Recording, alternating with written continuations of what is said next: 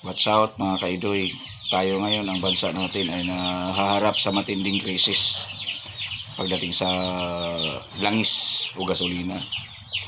Pero ang hindi naman tayo dadanas nito. Ang isa talaga may kasalanan nito ang US. Sa totoo lang mga kaidoy, kung hindi nakialam ang US sa gira na yan sa Middle East, hindi naman lalaki yung gira na yan kasi matagal na lang hidwaan na yan ng bansa na yan. Nakialam siya eh. Tandaan natin mga kaidoy, ang Amerika pag nakialam, lumalaki ang gulo. Kasi yan ang negosyo niya, armas eh. Lumalaki ang gulo at nagagamit niya yan para sa kanyang black propaganda sa kanyang negosyo. Katulad ngayon ng langis. Ngayon, sinasabi niya, Middle East, ayaw na raw mag-supply ng langis dito sa atin. Hinaharang daw yung mga langis na ano. Anong ginagawa niya yan? Maniwala naman kayo doon. Baka siya ang humaharang. Tapos siya umaangkat ng langis. Tapos, sinusupply sa mga bansang mga tanga na katulad ng Pilipinas na naniniwala sa kanya. Pagkatapos, triple ang tubo. Ginagamit niya ang gira sa Middle East.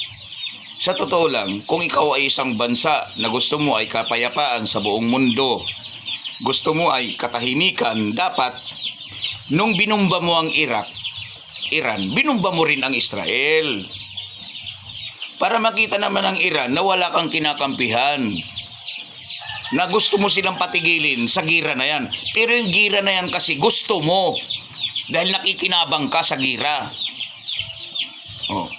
Dito sa Pilipinas, anong ginagawa mo? Inuudyokan mo kaming mga Pilipino na magalit sa China. Sa totoo lang, mahal kami ng China. Hindi kami bubumbay ng China. Dito sa Pilipinas, ang lahat ng mga bilyonar at mayayaman, puro mga Chinese. Kung ano ang mayroon kaming sa lupain namin, mayroon na ang China. Wala na silang mapapala sa amin. Inuudyokan nyo lang kami para magalit sa China at makipaggera. Dahil naiinggit kayo dahil napunta sa China ang Spratly. Napunta sa China ang Spratly, alam nyo na, matagal na kayo interesado dyan. Wala na, nakasangla na sa kanila yan eh. Panahon pa lang ni Noy-Noy. Sa kanila kami ngayon nangungutang na national budget. Ang collateral, yung Spratly. Kung bakit naman ipinaglalaban ngayon ng China Spratly, kasi nangungutang kami. Kung wala ang China, wala kami national budget na paghahati-hatian ng aming mga politiko para kurakutin.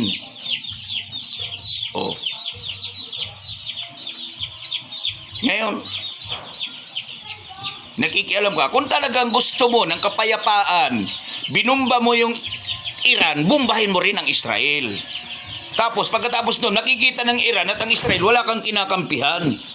Ang ginawa mo pinalaki mo pa ang gulo para magkaroon ka ng black propaganda tungkol sa pagtaas ng langis. Ikaw talaga US, ikaw ang nagsisimula ng gulo sa buong mundo. Mahilig ka sa gira, palibhasa, armas ang negosyo mo, utang ina mo.